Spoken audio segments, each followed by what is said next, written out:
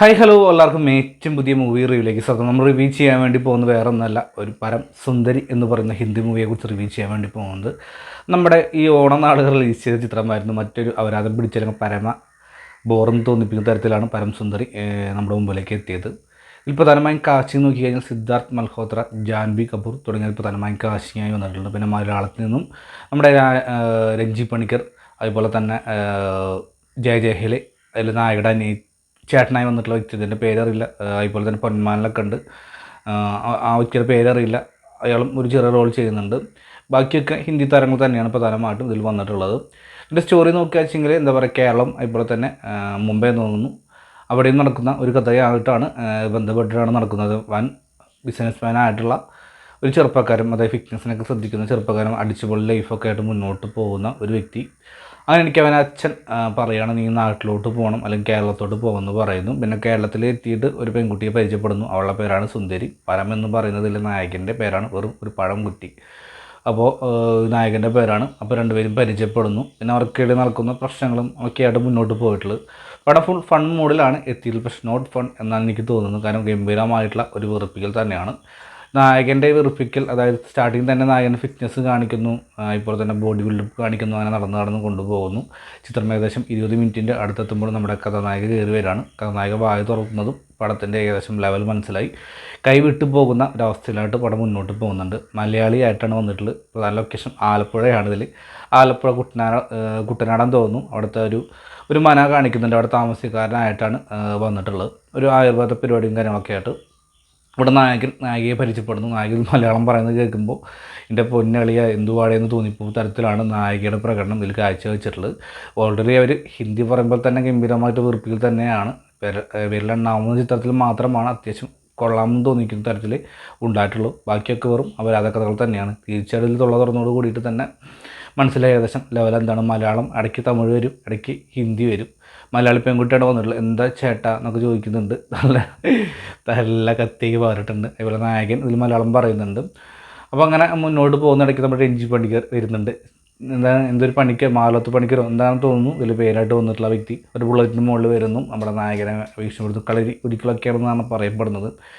എനിക്ക് തോന്നുന്നു അദ്ദേഹം മലയാളം പറയുന്ന, അദ്ദേഹം അന്യഭാഷ നടനായിട്ടുള്ള മലയാളം പറയുന്ന പോലെയാണ് ചെയ്തിട്ടുള്ളത്. മഹാ ബോറായിട്ടുള്ള ഡയലോഗ്. ഈ നാടകം പോലെ ഇതിൽ സിദ്ധാർത്ഥ് മൽഹോത്ര, ജാൻവി കപൂർ, രഞ്ജി പണിക്കും കൂടി ഒരു കോമ്പോസിന് വരുന്നുണ്ട്. ഒരു സ്റ്റാർട്ടിങ് തന്നെ ഒരു കളരി ഇവിടെ വെച്ചിട്ട് ഈ 3 പേരും ഈ കാണപ്പടം പഠിച്ച പോലെ തന്നെ വരാൻ വേണ്ടി തോന്നുന്നുണ്ട്. വേണുകുട്ടൻ വരാമെന്ന് പറഞ്ഞിട്ടുണ്ട്. വേണുകുട്ടൻ എവിടെയാണോ, ഞാൻ വിളിക്കാൻ നോക്കിയിട്ടില്ല. അതെയോ അമ്മാവ, അതേ മോളെ എന്ന് പറഞ്ഞിട്ടുള്ള തരത്തിലാണ് 2 പേരുടെ അങ്ങോട്ടും ഇങ്ങോട്ടും പ്രകടനം. ഇത് കണ്ട് അന്തം വിട്ട് നോക്കുന്ന നായകൻ അതിൻ്റെ കളരി ഫൈറ്റ് എന്നൊക്കെ പറഞ്ഞിട്ട് എന്തൊക്കെയോ കാണിച്ച് കൂടുന്നുണ്ട്. അപ്പോൾ ഇതിൽ ഓണത്തിൻ്റെ പരിപാടിയൊക്കെ ഉണ്ട്. ഓണമാണ് ഇതിൽ പ്രധാനമായിട്ടും ഒരു വിഷയം. അപ്പോൾ ഓണം വരുന്നു.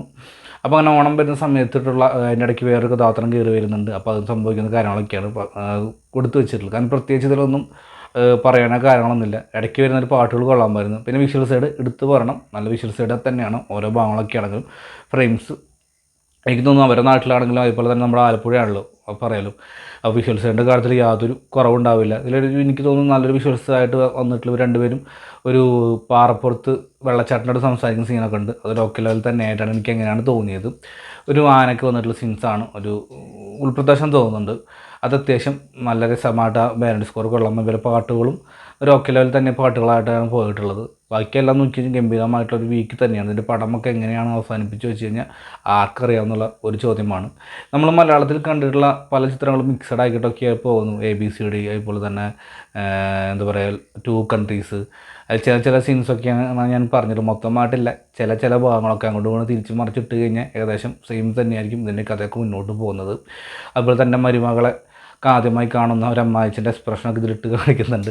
നല്ല രസമായിട്ട് തന്നെയാണ് ഇതിൽ വെച്ചിട്ടുള്ളത്. കാരണം പ്രത്യേകിച്ചൊന്നും ഞാൻ പറയില്ലൊന്നും പറയാനുമില്ല ചെയ്യാനും ഇല്ലാത്ത ഒരു സ്റ്റോറിയാണ്. വളരെ ഫ്ലാറ്റായിട്ട് പോകുന്ന ഒരു സ്റ്റോറി. ആ ഫ്ലാറ്റ് നമുക്ക് ഇടിച്ച് നിരത്താൻ തോന്നുന്ന തരത്തിലാണ് ഇതിൻ്റെ കാട്ടുകൾ എടുത്തു വെച്ചിട്ടുള്ളത്. കാരണം ഒന്നിനൊന്നും മെച്ചമെന്ന് വെച്ച് കഴിഞ്ഞാൽ ഇതിൽ ആരാണ് വളരെ മോശമായിട്ട് അഭിനയിച്ചതെന്ന് ചോദിച്ചു കഴിഞ്ഞാൽ നമുക്ക് പ്രയാസമായിരിക്കും. കാരണം എല്ലാവരും മോശമായിട്ട് തന്നെയാണ് ഇതിൽ പ്രകടനമൊക്കെ കാഴ്ചവെച്ചിട്ടുള്ളത്. അതിനൊക്കെ ടെക്നിക്കൽ സൈഡ് നോക്കുമ്പോൾ എനിക്ക് ആകൂടി ഞാൻ നേരത്തെ പറഞ്ഞ പോലെ തന്നെ ബാക്ക്ഗ്രൗണ്ട് വരുന്ന പശ്ചാത്തലമായിട്ട് വരുന്ന പാട്ടുകളും അതുപോലെ തന്നെ സീൻസും എഡിറ്റിങ്ങും അതൊക്കെ ഒരു ഓക്കെ ലെവലിനെ കൊണ്ടുവരാൻ ശ്രമിച്ചിട്ടുണ്ട്. അത് നല്ല രസമായിട്ട് തന്നെയാണ് വന്നിട്ടുള്ളത്. ബാക്കിയെല്ലാം പരമ ബോറായിട്ട് തന്നെ പരം സുന്ദരി എന്ന് പറഞ്ഞ പോലെ പരമ ബോറാകും എന്ന് പറയാൻ വേണ്ടി തോന്നിപ്പിക്കുന്ന തരത്തിലാണ് ഇത് കണ്ടപ്പോൾ ഇറങ്ങിയപ്പോൾ എനിക്ക് ഫീലായി തോന്നിയത്. കാരണം നമ്മൾ മറ്റുള്ള ചാനലുകളൊക്കെ അത്യാവശ്യം റിവ്യൂസും കാര്യങ്ങളൊക്കെ അല്ലെങ്കിൽ പോസിറ്റീവ്സൊക്കെ കണ്ടിരുന്നു. നമ്മുടെ മലയാളം റിവ്യൂസ് എല്ലാം ഞാൻ പറഞ്ഞ്, അതായത് ഈ നമ്മുടെ ടൈം ഓഫ് ഇന്ത്യ എന്നൊക്കെ കണ്ട് ഒരുപാട് റേറ്റിംഗ് കണ്ട് ഞാൻ ഇതിൻ്റെ പോസിറ്റീവ്സ് തന്നെ എടുത്ത് നോക്കിയപ്പോൾ ഒരുപാട് റേറ്റിംഗ് കണ്ട് എന്ത് കണ്ടിട്ടാണെന്ന് എനിക്ക് മനസ്സിലായിട്ടില്ല. അത് കാണുന്നതിന് മുമ്പ് തന്നെ റേറ്റിംഗ് കൊടുക്കുക, ഇതാണ് അവസ്ഥ ആയിട്ട് മുന്നോട്ട് പോകില്ല. അപ്പോൾ ആൾക്കാരെ പറ്റിക്കാൻ വേണ്ടിയിട്ട് ഓരോ തരത്തിലും പറഞ്ഞു പോകുന്നുണ്ട്. അപ്പോൾ പരം സുന്ദരി നമ്മുടെ പ്രൈം വീഡിയോ ആണ് ഇതിൻ്റെ ഡിജിറ്റൽ പാർട്ട്ണറായിട്ട് എടുത്തുള്ള ഏകദേശം 30 ദിവസം വെയിറ്റ് ചെയ്യുക.